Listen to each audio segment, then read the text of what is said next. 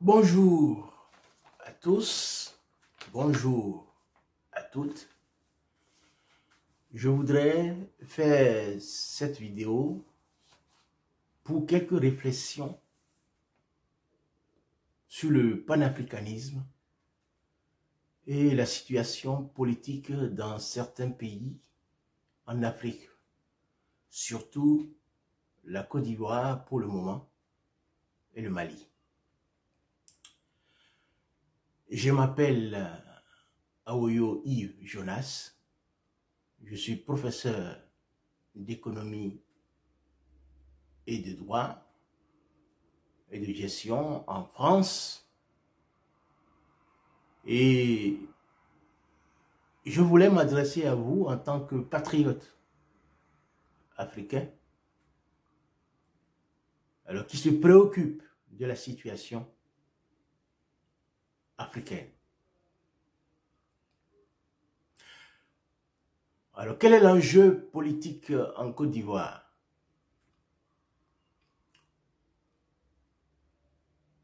Le problème de la Côte d'Ivoire, c'est le problème de l'Afrique occidentale française. Et on peut dire que c'est le problème de l'Afrique en général. Quand Houphouët-Boigny, le père de la nation ivoirienne, a pris le pouvoir, il a établi des relations de coloniser avec la France. L'ambassade de la France et la présidence de la République ivoirienne sont reliées par un sous-sol. Il y a une armée française qui est installée en Côte d'Ivoire depuis des années avec cette gestion-là qui est payée par la Côte d'Ivoire.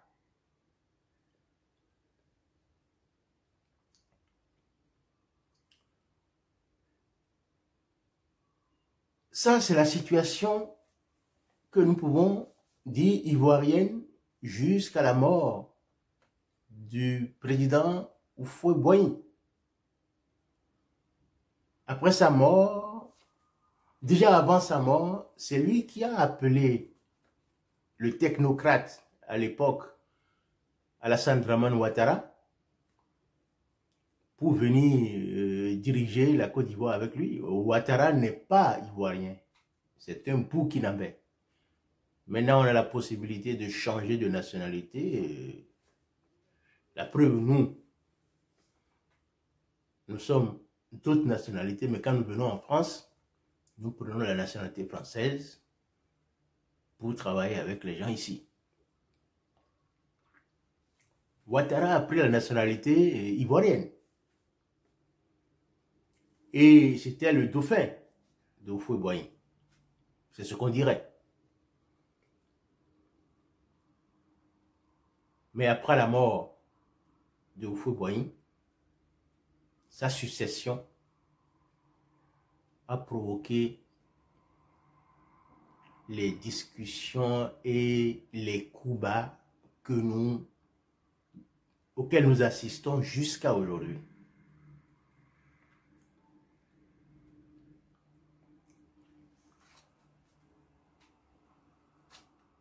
Mon problème, c'est un problème africain. Quand vous avez un mal qui vous ronge, vous allez essayer de trouver la cause. Dans tout pays, sur tous les continents, je suis passé par le continent européen, américain, africain, et je peux vous dire que dans chaque continent, sur chaque continent, il y a toujours des traîtres et il y a toujours aussi des patriotes. Mais le problème africain est compliqué. Le problème africain est compliqué pour deux raisons fondamentales.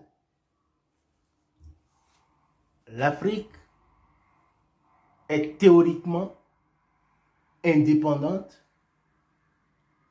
mais pratiquement sous contrôle.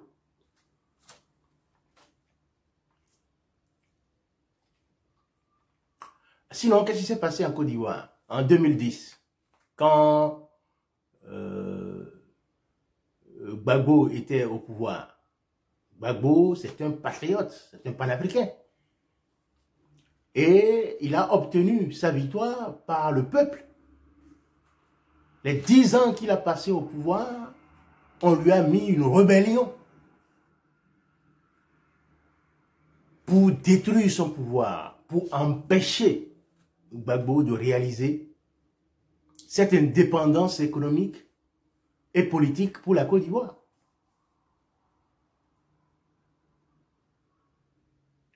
Comment Alassane Dramane Ouattara est arrivé au pouvoir?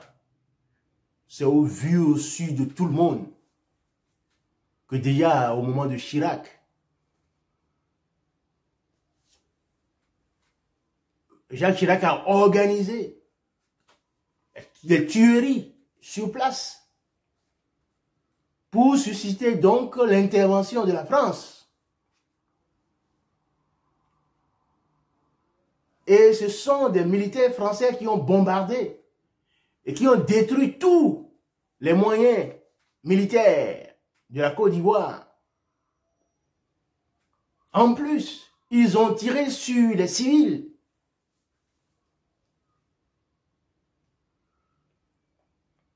Mais quand Sarkozy a continué le même travail, et ils ont tué des centaines d'Ivoiriens pour ramener au pouvoir Alassane Dramane Ouattara, qui représente les intérêts de la France. N'oublions pas. Mais lorsque tout cela a été fait sous les yeux de tout le monde entier, quelle a été la réaction africaine? Quel est le petit pays en Afrique qui a levé le doigt? Quel est le panafricain qui a levé le doigt pour dire c'est inacceptable? Nous avions regardé sans réagir.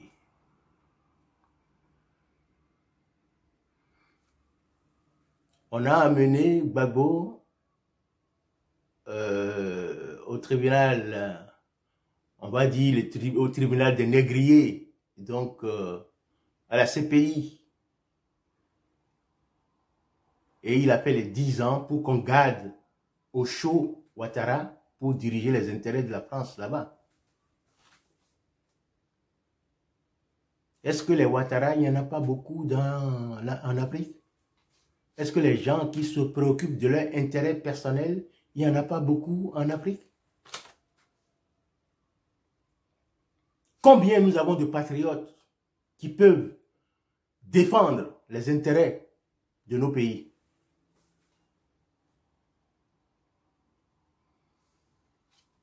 Le problème, donc, de la Côte d'Ivoire, ce n'est ni Ouattara, ce n'est ni Gbagbo, ce n'est ni Bédié, mais le problème fondamental de la Côte d'Ivoire, ce sont les intérêts de la France. Et le général de Gaulle, il a bien dit, un pays n'a pas d'amis, et il n'a que des intérêts. Donc n'oubliez pas ça. N'oubliez pas ça quand Ouattara veut faire un 3e mandat et qu'il vient demander, comment on appelle, l'autorisation ici en France. C'est de la normalité. Mais est-ce que les Ivoiriens trouvent leur compte dans la gestion de leur pays, dans la gestion des ressources de leur pays par l'équipe de Alassane Dramane Ouattara? C'est la grande question qui est posée.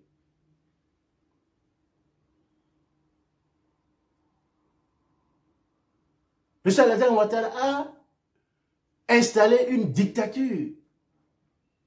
Il a créé un tribunal spécial pour emprisonner les opposants, pour disqualifier tous les concurrents potentiels pour l'élection présidentielle d'octobre.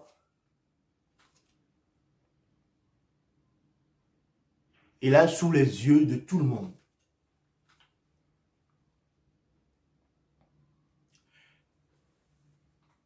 Chez nous, on dit que lorsque tu as une calebasse sur la tête et que tu as de l'eau dedans, et que tu marches et que tu butes contre quelque chose et que ta calebasse tombe et que l'eau se verse par terre, ce n'est pas là où tu as versé l'eau qu'il faut regarder. Il faut aller regarder là où tu as buté. Le problème de l'Afrique, c'est ça, là où on a buté. Et là où on a buté, c'est la colonisation. Pendant des siècles, nous avons déjà subi l'esclavage arabo-musulman. Et depuis le 15e siècle, nous avons subi pendant 400 ans l'esclavage européen et américain. Et puis, depuis plus de 60 ans, nous sommes dans le néocolonialisme.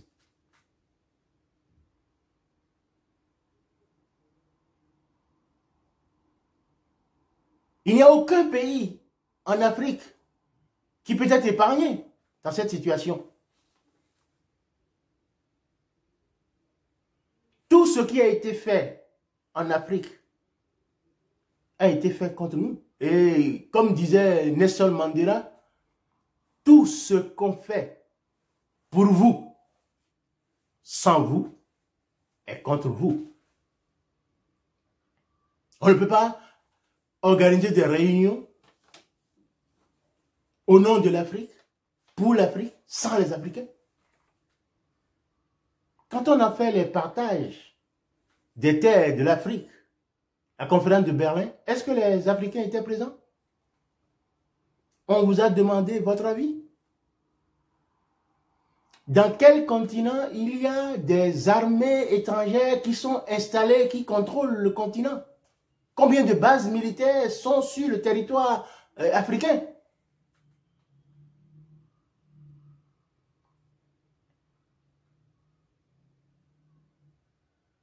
Kadhafi s'est organisé, a eu beaucoup d'armes. Mais quand on l'a attaqué, quand les Européens l'ont attaqué, quel est l'Africain qui a levé le petit doigt? Que ce soit au niveau de l'Union africaine, que ce soit de la CEDEAO, qui a levé le petit doigt? La France a écrasé la Libye, ils ont détruit même tous les avions qui faisaient le trafic commercial, ils ont tout détruit. Et qui a réagi?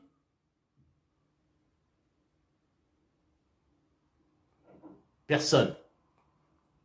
Et on s'émeut. On s'émeut que l'Afrique ne progresse pas. Vous savez, lorsque vous coupez un arbre et que vous ne touchez pas la racine, cet arbre-là va reprendre vie. Ce qui s'est passé en Côte d'Ivoire depuis l'indépendance va se répéter. C'est pourquoi je pose la question aux acteurs politiques de la Côte d'Ivoire. Est-ce que la situation géopolitique de 2010 a changé aujourd'hui en Côte d'Ivoire? Est-ce que les intérêts de la France qui étaient à la base de l'intervention militaire de la France pour enlever Gbagbo, est-ce que ces intérêts de la France ont changé?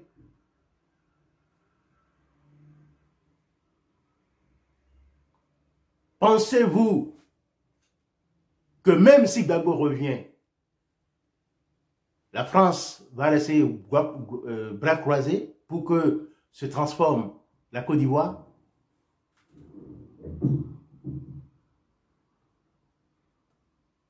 Sachez-le, c'est Karl Marx qui a dit que les conflits sont l'essence du changement social. Lorsqu'il n'y a pas de bataille, lorsqu'il n'y a pas de guerre, il n'y aura pas de changement en Afrique. Lorsque vous ne vous organisez pas, lorsque vous ne vous organisez pas dans vos pays pour défendre l'intérêt de vos pays, il n'y aura pas de changement. C'est pour cela que je dis que c'est ridicule de voir les gens réfléchir et dire oui, Soro ira aux élections, Gbagbo ira aux élections. Même si Ouattara s'en va.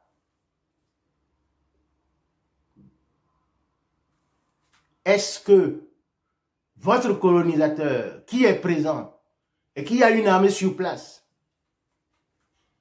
est-ce que ce colonisateur est prêt à vous laisser? Il ne vous laissera pas du tout. Vous avez vu un enfant sucer les seins de sa mère, aussi doux, et qu'on le lui arrache. Et il pleure. Il pleure. La Côte d'Ivoire pèse plus de 40% du PIB de l'Afrique occidentale.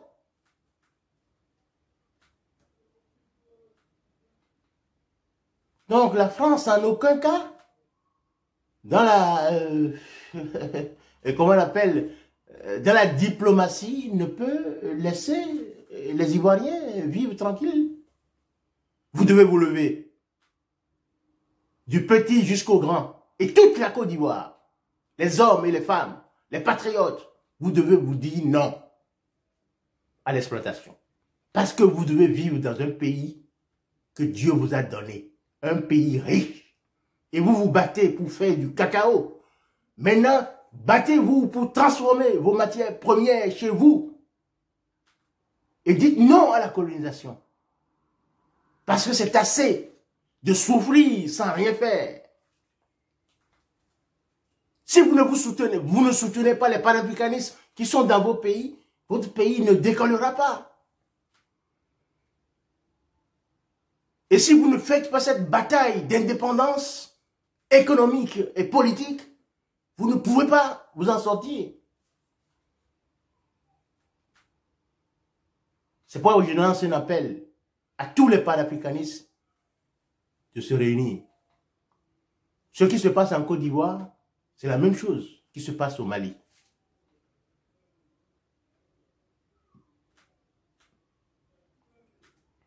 Les Maliens ont, par coup d'État, ont chassé Modibo Keïta, qui avait un plan de redressement du Mali. Un panafricain qui a le sens du pouvoir et qui veut relever le Mali. C'est un autre Malien qu'on a pris pour le tuer, non? Et au Togo, c'est pas la même chose? En 63, c'est pas la même chose? Qui a été fait au Togo? Et ce sont des militaires, des subalternes, des militaires, que toujours le colonisateur va utiliser pour arrêter tout mouvement qui veut libérer authentiquement son pays. Et il y a toujours des traites. Il y a des gens du calibre de Ouattara qui sont partout dans tous les pays, qui sont prêts à vendre leur âme pour garder les pays dans l'esclavage. C'est dommage. C'est pour cela que la junte au pouvoir, je suis pessimiste pour le Mali. Pourquoi? Il y a l'armée française qui est sur place. Barkhane est sur place. Munissement est sur place.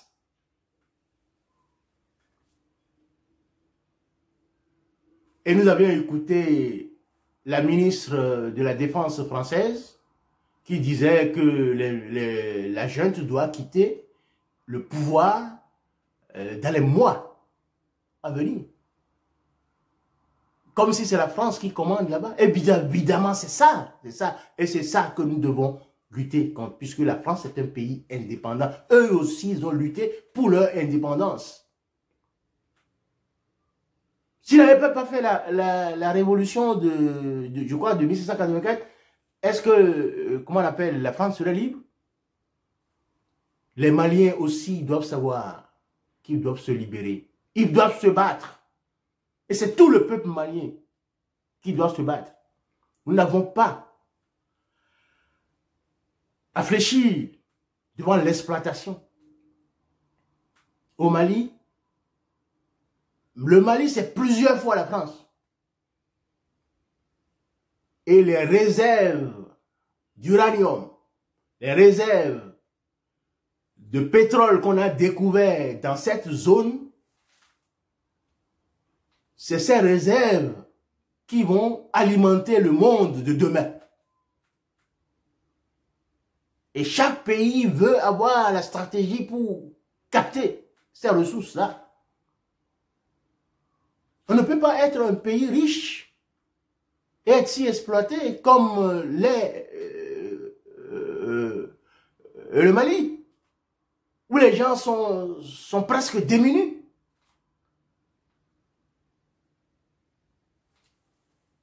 Les patriotes du Mali, nous vous soutenons. Mais ne vous leurrez pas. Sans bataille, vous ne pouvez pas être autonome. Comme je l'ai dit,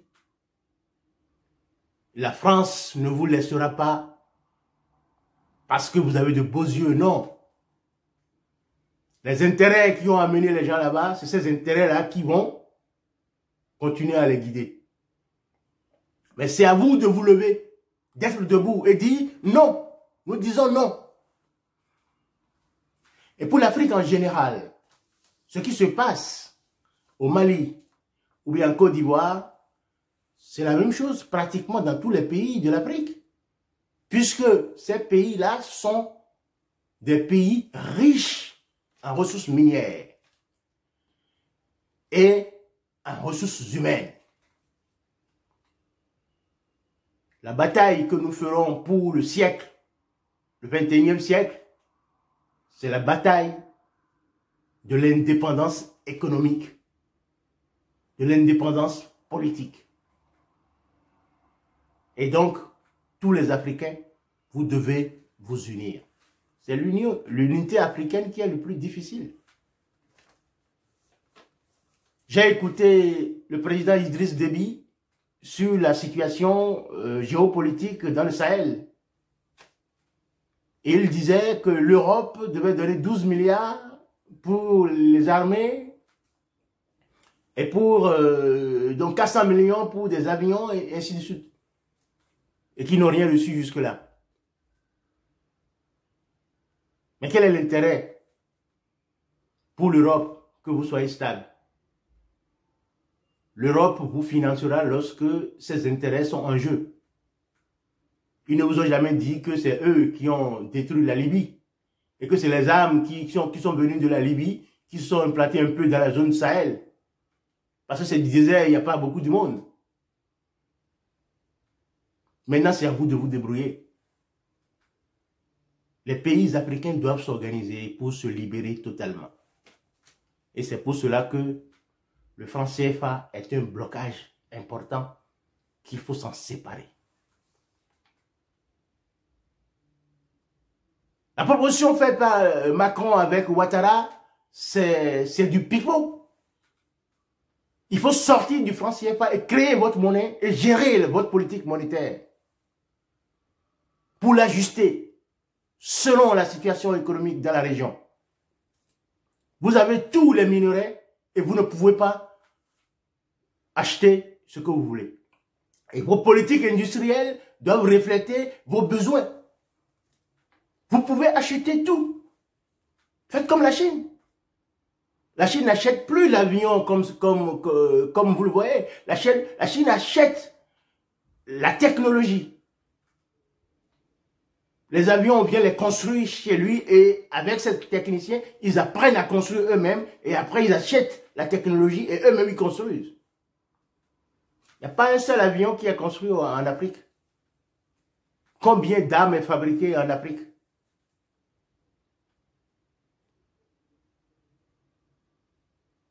Vous voulez vous défendre, mais vous n'avez pas d'armes. Vous devez demander à celui qui vous exploite de vous vendre ses armes.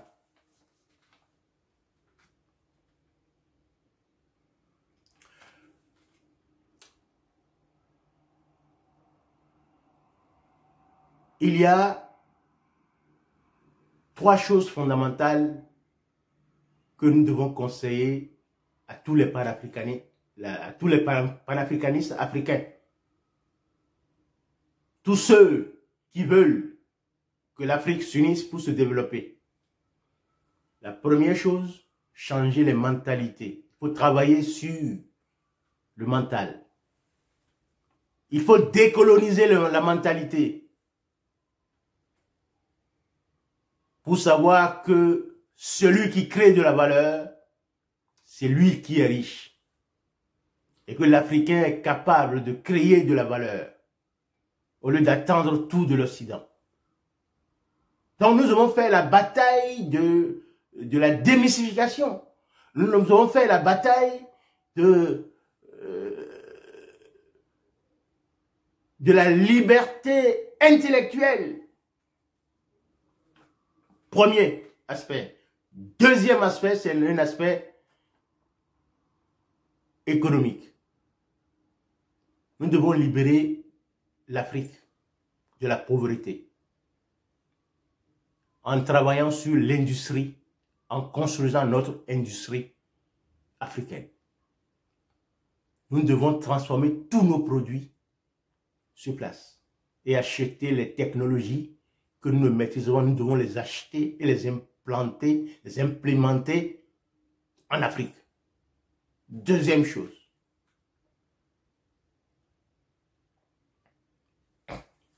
Une monnaie unique. Nous avons créé notre monnaie unique en Afrique. Parce que c'est aberrant. Je donne un exemple très simple. Nous voulons faire des pavés en Afrique. Nous avons le fer en Afrique. Nous avons le ciment en Afrique. Nous avons la terre en Afrique. Nous avons le gravillon en Afrique. Et les hommes et les femmes qui doivent construire, nous les avons en Afrique aussi. Et on se surprend, on dit, mais on n'a pas d'argent. Nous n'avons pas d'argent pour financer cette construction. Voilà la clé de la monnaie. La monnaie, c'est juste un outil pour échanger. C'est tout. Ce sont vos richesses qui créent la valeur de la monnaie dans votre pays. Et cette richesse, vous l'avez déjà en Afrique. Alors vous attendez quoi? Pourquoi au moment du coronavirus, les États-Unis ont distribué, comment on appelle, $1000 à ceux qui n'ont rien? Les $1000, ça vient d'où? C'est la planche à billets. C'est la planche à billets. Créez votre monnaie, faites la planche à billets, faites la programmation sur 10 ans, sur 15 ans, les grandes routes qu'ils doivent faire en Afrique, les grands centres d'électricité qu'on doit faire en Afrique. Faites la programmation pluriannuelle au sein de l'Union africaine. Et frappez les monnaies pour payer les ouvriers qui sont des Africains, pour construire ces infrastructures qui vont développer le pays. On attend quoi? C'est pour cela que la bataille pour la monnaie, c'est une bataille importante. Nous devons nous séparer du CFA pour une fois pour toutes et créer notre monnaie nationale, notre monnaie africaine.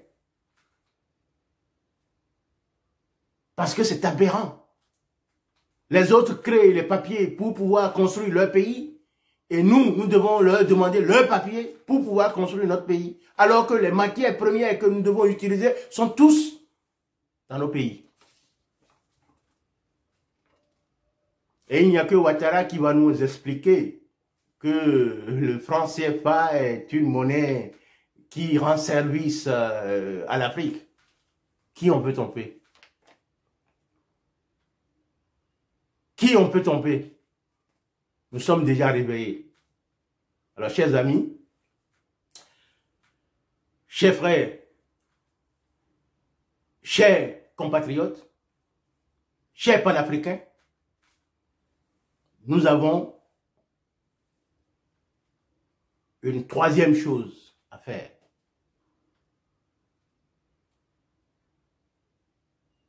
C'est la bataille pour les armes.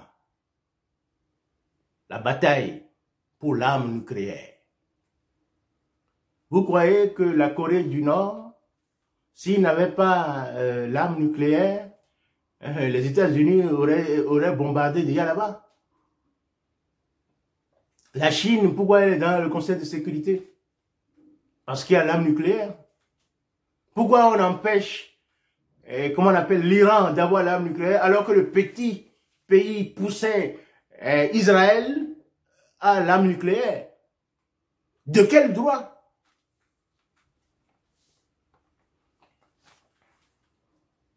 Et tout le continent africain n'a même pas d'usines d'armement pour vous défendre. Si Barkhane décide, si la France décide de chasser les patriotes qui ont pris le pouvoir au Mali demain, ils vont organiser une rébellion et ils vont les financer pour les enlever. Parce qu'ils sont plus armés. Donc, vous devez savoir ce que vous voulez. Tant que l'Afrique ne peut pas s'armer pour être sûr de se défendre, vous allez toujours, et nous allons toujours rester sous la domination de ceux qui ont intérêt à utiliser nos ressources.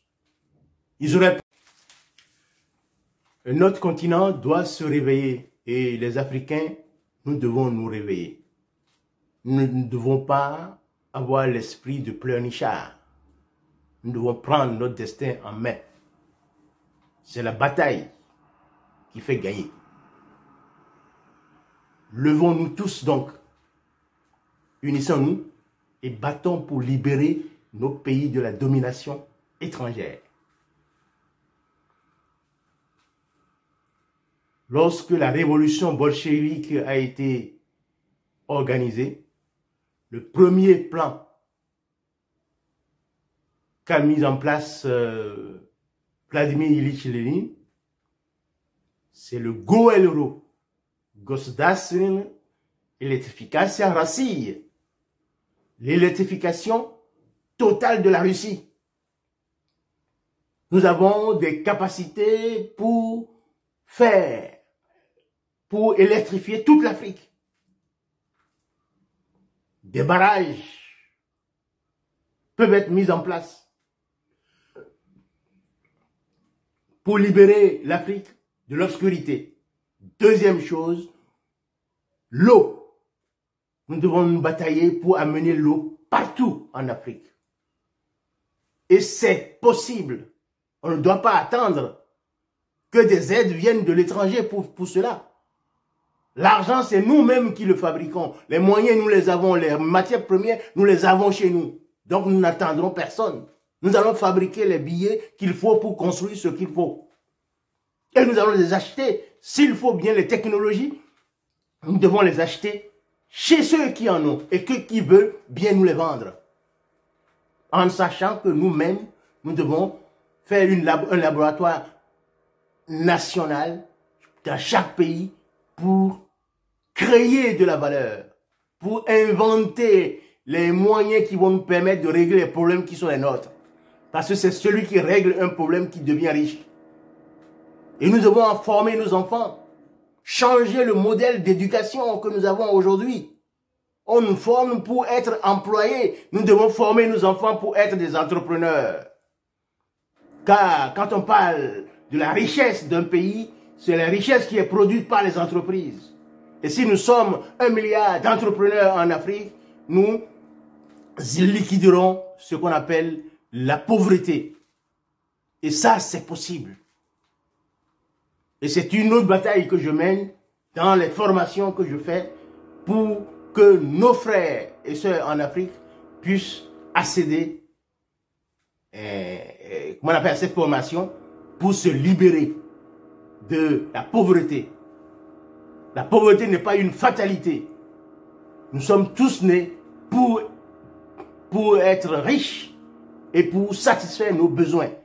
Donc, ayons le mindset de quelqu'un qui veut se libérer. Et nous allons le faire par la grâce de Dieu.